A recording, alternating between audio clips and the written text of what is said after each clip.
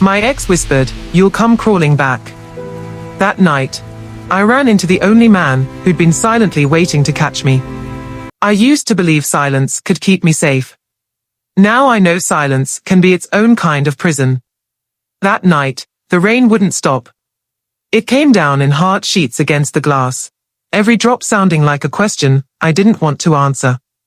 I stood by the window, staring at the streetlights bleeding through the storm, trying to remember the last time I'd felt peace.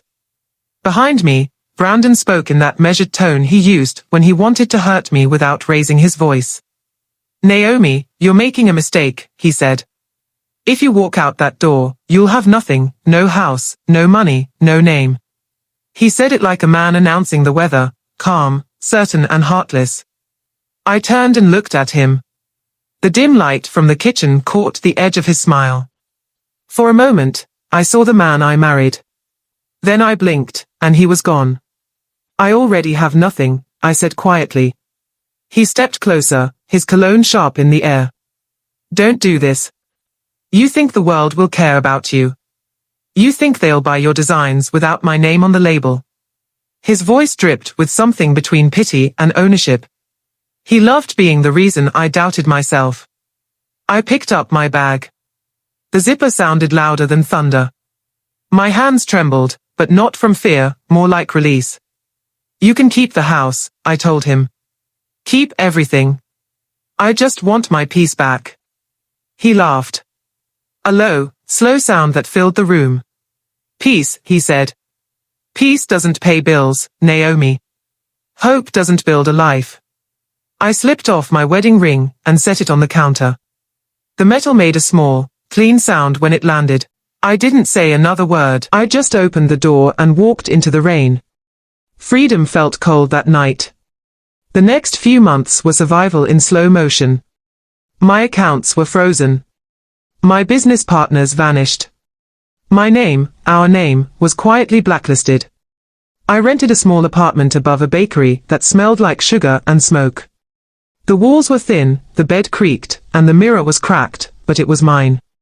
I'd wake before sunrise, make instant coffee, and sketch until my hands cramped.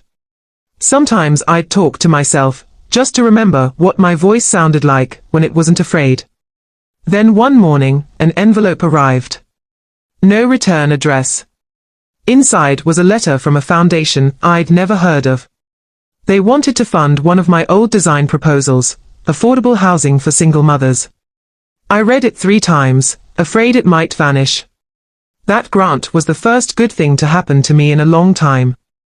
I poured my soul into the project. For the first time in months, I wasn't just surviving, I was building. But peace has a way of making you forget that danger doesn't disappear, it hides. It started with small things. A missed call from an unknown number. A car that lingered too long near my street. Flowers left at my door with no note. I told myself it was coincidence. I wanted to believe that. Then one evening, while reviewing blueprints, I looked up and saw a man standing across the street, motionless, watching my window. By the time I found the courage to look again, he was gone. Sleep stopped coming easily after that. Months passed before I saw Brandon again. The encounter wasn't planned. It was at a charity gala. The ballroom shimmered with gold light, laughter echoing like glass. I was there to present my project, to show that even broken beginnings could build beautiful things. When I saw him, my breath caught. He was standing by the bar, charming as ever, as if he hadn't burned my life to the ground. He noticed me instantly. That smile, the one that fooled everyone, spread across his face. He walked over slowly, unhurried, like a predator who knows his prey won't run far. "Naomi," he said softly, "you look lonely." I tried to step back, but his hand closed around my wrist. The touch was gentle, but the message was not. "You shouldn't be here without me," he whispered. "You don't belong in this world anymore." Every sound in the room faded. I felt my heartbeat in my throat. "Brandon," I managed, "let go." His eyes darkened. "Or what? You'll call security. You think anyone here wants to cross me?" He was right. No one even looked our way. People like him carried invisible shields made of charm and power. And then, I saw someone across the room watching us. A man in a black suit. His face was unreadable, but his eyes were steady, locked on mine. I didn't know why, but something about that gaze felt safe. I did the only thing my instincts allowed. I reached out and grabbed the stranger's hand. Brandon's grip faltered. The man in the suit didn't flinch. He looked at me with calm certainty and asked, "Is this man bothering you?" The question sliced through the air. Brandon stepped back, his confidence cracking for the first time. "Stay out of this," he hissed. But the stranger didn't move. He said, "I think she asked you to let go." The room seemed to shrink. For a second, I thought Brandon might strike him. Instead, he straightened his tie and forced a smile. "Always dramatic, Naomi," he muttered, before turning away. I stood there, shaking, still holding the stranger's hand. "Thank you," I whispered. He nodded once. "You don't have to thank me." Something in his voice felt familiar, though I couldn't place it. That night, after the gala ended, I couldn't stop thinking about him, the way he stepped in without hesitation, the way his eyes seemed to recognize me. Hey beautiful soul, if this part already has you holding your breath, I want you to hit that like button. Because trust me, what happens next will make you believe in fate, forgiveness, and the kind of love that waits patiently in the shadows. That night didn't end the way I expected. But it was only the beginning. Because the man whose hand I grabbed wasn't a stranger at all. And what he knew about me would change everything. I didn't sleep that night.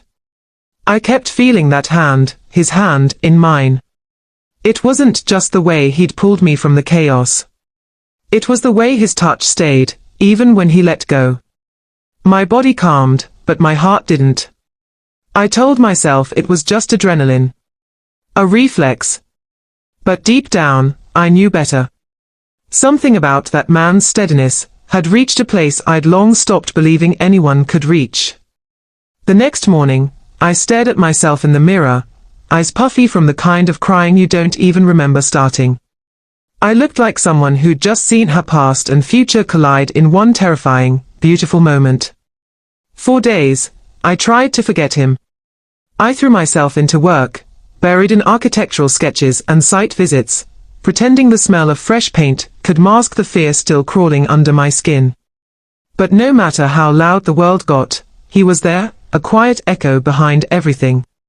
And then, I saw him again. It was one of those sticky Newark afternoons where the air feels heavy enough to touch. I was standing near the community center site, arguing with a supplier, when I saw him across the street, Daniel Price. White shirt rolled at the sleeves, no tie, just ease and confidence wrapped around calm eyes. He looked out of place, like he'd wandered out of a softer world into mine. When he noticed me, he smiled. Not the kind of smile that tries too hard, just a small, honest curve that felt like a thank you for noticing him back. I hesitated before crossing the street. "You were at the gala," I said, half wondering if he'd even remember me. He chuckled softly. I was. Hard to forget a woman who turned a ballroom silent, just by standing her ground. I blinked. "So you were watching?" He nodded once, unashamed. I notice people who don't flinch when the world tries to silence them. There was something about the way he said it that made my throat tighten. I wasn't used to being seen that way, not as broken or brave, just seen. We talked a little. Mostly about work, the center, the families waiting for those homes, the kids who drew crayon blueprints of where they'd live one day. He asked questions no one ever asked, like he actually cared about the answers. When he finally said, "You don't just build homes, Naomi. You build places where people remember they matter," I had to look away before my tears embarrassed me. That night, I thought about him while the city hummed outside my window. His voice had stayed with me. Warm. Steady. Kind in a way that didn't feel like pity. The next day, a message came to my phone. Coffee. No cameras, no press. Just a conversation. Daniel. I almost deleted it. I'd promised myself I wouldn't let another man into my quiet. But something in me whispered, go. When I walked into that cafe, he was already waiting. 2 coffees on the table. No phone, no laptop, just him. He stood when he saw me. That simple respect almost made me tear up. I didn't know if you'd come, he said. I almost didn't. His eyes softened. Then I guess I owe fate a thank you. We talked for hours, about everything and nothing. About the way love can become a weapon when it's held by the wrong hands. About guilt, and rebuilding, and the strange tenderness that sometimes hides inside pain. He didn't try to fix me, he just made space for me to exist. At one point, he leaned forward and brushed a stray curl from my cheek. The gesture was so gentle it broke something open in me. I didn't flinch. I didn't brace. I just breathed. Naomi, he said quietly, you don't need someone to rescue you. You just need someone who won't run when things get hard. I wanted to tell him how long I'd been holding my breath, but before I could, the past came clawing back. Brandon started calling again. Blocked numbers, voicemails dripping with venom. You think I'm gone. You think he's different. I tried to ignore it, until one morning, I found a brown envelope under my office door. Inside were fake contracts with my signature, documents tying me to Brandon's corruption. My stomach twisted. This was his revenge. If those papers went public, my reputation, my project, everything I'd worked for, gone. I called Daniel. My hands were shaking so badly, I could barely hold the phone. He's trying to ruin me, I whispered. There was a long silence on the other end. Then Daniel's voice came, low and calm. Naomi, I'm not going to let him win. You've survived worse than this. But this time, you don't have to fight alone. I don't want pity. Good, he said gently. Because I don't feel pity. I feel something else entirely. My breath caught. What do you mean? He hesitated, just long enough for my heart to start racing. I've known about you for years, he said finally. Long before that night at the gala. I admired your work. Your strength. I just didn't know how to walk into your life without it looking like I had an agenda. His voice trembled on the last word, like the truth was heavier than he'd expected. I didn't know what to say. Part of me wanted to pull away. The other part, the broken, tired, longing part, just wanted to believe him. That night, I stood by the window again, staring at the city lights. Somewhere out there, Brandon was plotting. Somewhere else, Daniel was waiting. And me. I was somewhere in between, caught in the thin space between fear and faith. Hey beautiful soul, if this part already has your heart racing, I need you to hit that like button and tell me where you're watching from. Because trust me, what happens next will leave you breathless. The truth was coming. And when it arrived, it would burn brighter and cut deeper than anything I'd ever known. I didn't see Daniel for 3 days after that call. 3 long sleepless nights, where every sound felt like a warning and every silence felt like a setup. I'd leave the lights on, pretending I wasn't afraid, but fear has a way of breathing right beside you even when the room is bright.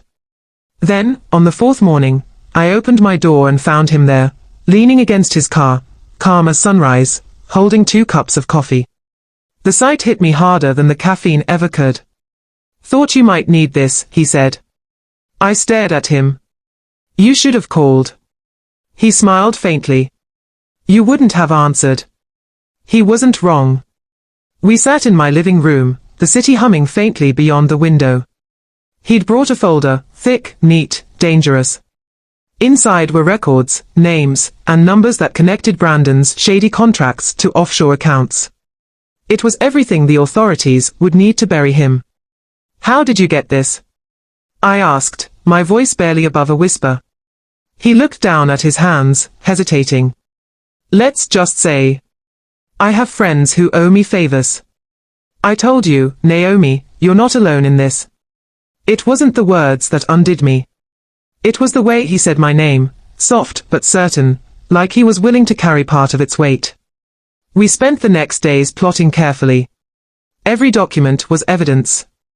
Every email a clue. We pieced together Brandon's downfall like architects drafting revenge. Daniel worked quietly, methodically, the kind of patience only a man who's loved from afar could hold. Sometimes, I'd catch him watching me, not with pity, but with that deep, steady tenderness that asks for nothing in return. I'd look away before it could swallow me whole. One night, as we reviewed files, my laptop pinged. A new message. From Brandon. You think you can beat me, Naomi? You'll lose everything. Even him. The room felt suddenly colder. I didn't need to look at Daniel to know he'd seen it. He reached across the table and took my shaking hand. He's bluffing, he said. But his eyes betrayed a flicker of something else, fear, not for himself, but for me. I swallowed hard. You don't know him, Daniel. He doesn't just destroy careers. He destroys people. I know, he said quietly. That's why I'm here. The words hung between us, thick with something we both recognized but didn't name. Later that night, we drove to the warehouse district, the heart of Brandon's operation. Daniel's contacts had traced a meeting scheduled there. We parked far enough to stay unseen. My pulse thudded in my ears. Every instinct told me to turn back, but I stayed. Daniel placed a small recorder in my hand. You just need proof of intent. Once he says it out loud, we're done. His voice was steady, but his hand brushed mine just long enough to make me feel the tremor hiding underneath. I realized then, he wasn't fearless. He was just choosing to stand beside me anyway. I walked into that warehouse, pretending not to be terrified. Brandon was there, surrounded by his people, grinning like he owned the air we breathed. Well, look who finally crawled back, he said. You could have had everything, Naomi. All you had to do was stay quiet. I'm done being quiet, I said, and hit record. The next few minutes were chaos, his threats, his arrogance, the confession that sealed his fate. When I walked out, my legs were shaking, but the tremble in my voice was gone. Daniel was waiting in the shadows, ready. We didn't need to speak. He just pulled me into his arms, and for the first time in months, I let myself collapse into someone who didn't need me to be strong all the time. We drove straight to the authorities that night. The evidence went in. Brandon's empire cracked before sunrise. When it was over, I thought I'd feel empty. Instead, I felt light, raw and fragile, but free. Days later, Daniel showed up again. No suit, no grand gesture. Just him, holding a cup of coffee like it was a peace offering. He sat beside me on the porch, both of us silent, watching the sun spill gold across the street. Then, softly, he said, I didn't help you because I felt sorry for you, Naomi. I helped because somewhere along the line, I fell in love with the way you refused to stay broken. I looked at him, and for once, I didn't run. I just whispered, I think I was waiting for you. I just didn't know your name yet. He smiled, that same quiet smile from the gala, and took my hand. Hey beautiful soul, if this story has your heart racing and your hope flickering, go ahead and share it. Because sometimes, love doesn't arrive in flowers or promises. Sometimes it shows up with a file full of evidence, a steady voice in the dark, and a heart that refuses to let you fight alone. Freedom doesn't feel the way you imagine. It doesn't arrive with music or fireworks. It just lands. Quietly. Like the first breath, after you've been underwater too long. Brandon was gone. His empire collapsed under the weight of his own arrogance. The papers called it a corporate implosion. I called it peace. But peace can be a strange kind of silence when your life has been noise for too long. For weeks, I moved like a ghost. I tried to rebuild my work, my sleep, my reflection. People congratulated me, but no one saw how my hands still trembled when I heard sudden footsteps behind me. Healing isn't a headline. It's a slow, uneven walk through memories that still bite. Daniel stayed close, but not too close. He knew how to give me air. Some nights he'd text, "You sleep yet?" and I'd reply with a simple trying. That became our language, small, quiet check-ins that said everything words couldn't. One evening, he showed up unannounced. The sun was dipping, soft orange light spilling into my kitchen. I was cooking something simple, pasta, maybe, I don't even remember, when he knocked. He leaned on the door frame, holding a bag of groceries. "You always forget the sauce," he said, teasing gently. I laughed, surprised at how natural it felt. "You stalk my pantry now." He shrugged. "Only when I'm worried." We ate in comfortable silence. I caught myself studying him, noticing things I'd ignored before, the faint scar near his temple, the way his shoulders relaxed when I smiled, the softness that didn't quite match the billionaire label people loved to throw at him. When we finished, he stayed to wash the dishes. I leaned against the counter, watching his hands move through soap and water. That's when it hit me, love wasn't in the rescue. It was in the after. The small, wordless acts that made ordinary moments feel sacred. He turned, catching me staring. "What?" "Nothing," I said, though everything in me wanted to say. "Everything." He dried his hands and came closer, stopping just short of touching me. "Naomi," he said quietly, "you don't have to keep pretending you're fine." The words hit deep. I swallowed hard. If I stopped pretending, I might fall apart. "Then fall," he said. "I'll still be here." Something in me cracked open. All the walls I'd built out of fear and survival began to crumble, one unsteady breath at a time. I reached for him, and for once, it wasn't about safety or protection. It was about wanting, pure, terrified wanting. He kissed me like someone who'd been waiting not just months, but lifetimes. Slow, reverent, patient. There was no rush, no demand. Just presence. And for the first time in years, I wasn't looking over my shoulder. Later, we sat on the couch, the city lights flickering through the window. He traced lazy circles on my palm, and I felt something I hadn't felt in a long time, calm. "Do you ever think we met too late?" I asked. He smiled softly. "Maybe we met exactly when we were supposed to. Broken people don't need timing, Naomi. They need truth." I rested my head against his chest, listening to the steady rhythm of his heartbeat. Every thud felt like a reminder that life was still happening, that somehow, after all the chaos, I'd found my way back to something real. Hey beautiful soul, if you've ever walked through fire just to feel warmth again, don't scroll past this part. Because the next chapter of this story isn't about revenge or fear anymore. It's about what comes after, the slow rebuilding of a heart that finally remembers how to love. And trust me, what happens next will leave you believing that some hearts don't just survive, they rise. It started with a silence that wasn't empty. The kind that hums before a truth finally breaks free. Daniel had been distant all week. His texts got shorter. His smile had a weight behind it. The quietness between us grew thick, not with anger, but with something that felt like fear. One evening, he called and said, "Meet me at the pier." No explanation. Just that. The night air was cold enough to bite. The city lights shimmered across the Hudson, and the water moved like glass. Daniel stood there with his hands in his pockets, looking out at the skyline like it held something he'd lost. When I walked up beside him, he didn't turn right away. "Naomi," he said softly, "do you believe people can love you before they even meet you?" I laughed, but there was a tremor in it. That sounds like something from a movie. He finally faced me, eyes darker than the water behind him. Then maybe I've been living one. And that's when he told me. How he'd seen me years ago at that city fundraiser.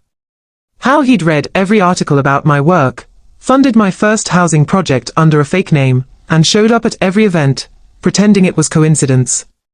How he'd watched from afar, not because he wanted to own me, but because he wanted to understand what strength looked like when it broke and rebuilt itself. "I wasn't supposed to tell you," he said, voice shaking. I thought if you ever found out, you'd think I was manipulating you. That I was just another man trying to play savior. The world tilted. Part of me wanted to run, to protect what I'd just rebuilt. But another part of me saw it differently. This wasn't obsession. It was reverence. The quiet kind of love that hides not out of pride, but out of respect. Still, my voice came out brittle. You lied. He nodded, eyes glistening. Yes. And I hate that I did. But I swear, Naomi, every choice I made after meeting you was honest. Every moment. Every word. The wind carried his words away, but the ache they left behind stayed heavy. For a long while, neither of us spoke. Then I said, do you know what it feels like to spend years wondering if anyone ever saw you? Not for what you built, but for who you are underneath it all. He stepped closer. I saw you before you saw yourself. And that broke me.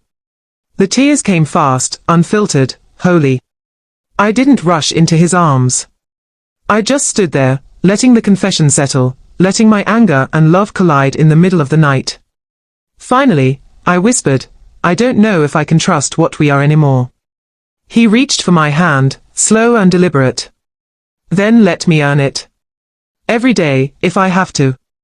Hey beautiful soul, if this moment is gripping your chest, drop a heart in the comments.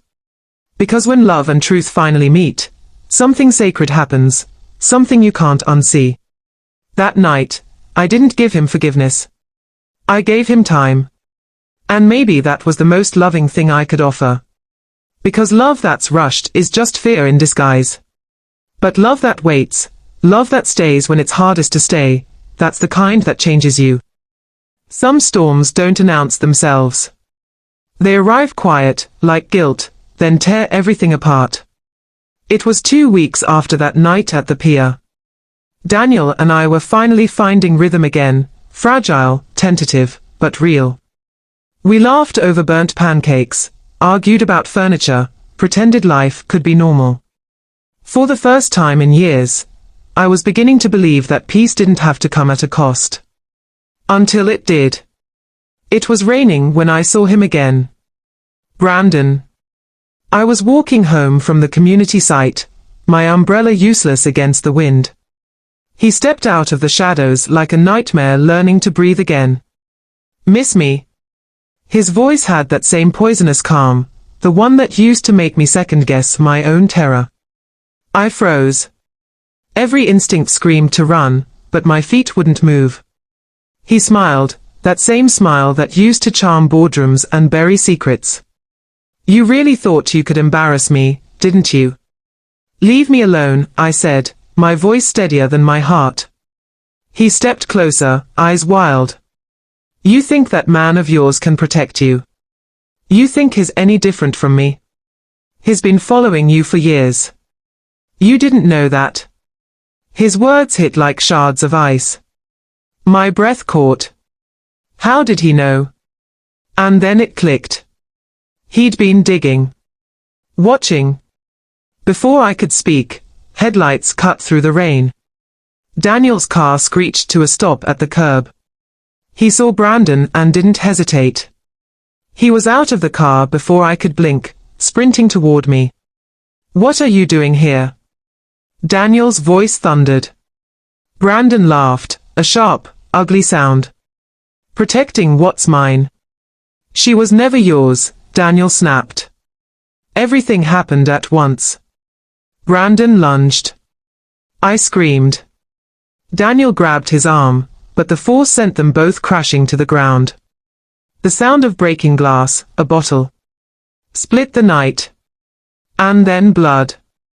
I didn't even know whose. Daniel collapsed, clutching his side. My hands flew to the wound, warm and slick under my fingers. No, no, no, stay with me, I pleaded. The street blurred. Sirens wailed in the distance, or maybe in my head.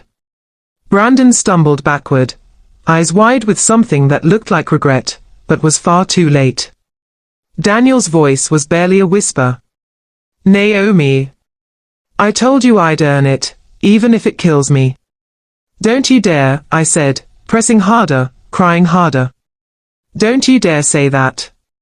When the paramedics arrived, they pulled him from my arms. I followed the ambulance, soaked, shivering, my world narrowing to the sound of machines and the taste of rain and iron in the air. Hey beautiful soul, if your heart's pounding right now, I want you to breathe with me. Because love isn't just candlelight and confessions. Sometimes, it's blood and waiting rooms and prayers you don't know how to finish. That night, under the red glow of the hospital's emergency sign, I realized something brutal. I'd spent my life running from men who tried to control me. And now, the one man who never did might die protecting me. And the worst part, I didn't even know if he'd hear me say the one thing I'd been too afraid to admit. I love you, Daniel. Please come back to me. Hospitals have their own kind of silence. It's not peace, it's the sound of hope holding its breath. Daniel was in surgery for 6 hours. I counted every second like a confession. Every beep, every footstep in the hallway was a question I couldn't bear to answer. When the doctor finally came out, his face gave nothing away. He lost a lot of blood, he said softly. But he's strong. He made it. I didn't realize, I was crying until I felt the salt on my lips. Inside his room, the air smelled like antiseptic and mercy. Daniel lay pale, but alive, chest rising slow, steady, stubborn. I sat beside him, fingers tracing the bandages on his hand. The same hand I'd grabbed that night, desperate for freedom.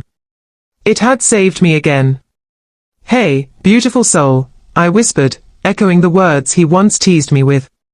You waited for me longer than I ever waited for myself. Days blurred into nights. I read to him, fed him soup he pretended to hate, and learned the quiet rhythm of someone rebuilding their strength.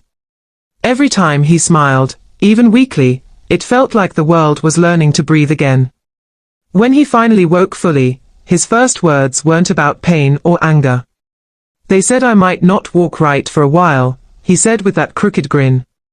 Guess that means you'll have to dance slow with me. That was Daniel, turning brokenness into invitation. Brandon, on the other hand, didn't vanish quietly. He was charged for assault and attempted murder. When I stood in court and looked at him, I didn't feel vengeance. I felt distance. Like watching a storm fade into the horizon. Do you have anything to say to the court? The judge asked me. Yes, I said, voice steady. I forgive him. But forgiveness doesn't mean freedom from consequences. It just means I'm done carrying his shadow. That day, I walked out lighter. 6 months later, the community center opened. The same project that had once been a dream buried under bills and fear now stood proud, glass walls, open spaces, laughter spilling out of every corner. Children painted murals on the walls. Single mothers shared meals in the kitchen we built. The ribbon cutting was streamed live, and Daniel, still limping a little, cut it beside me. Cameras flashed, but for once, I didn't hide from the light. And yes, there was another secret I'd been carrying. As the crowd cheered, I took his hand and placed it over my stomach. His eyes widened, then softened. You mean? I nodded. You didn't just save my life.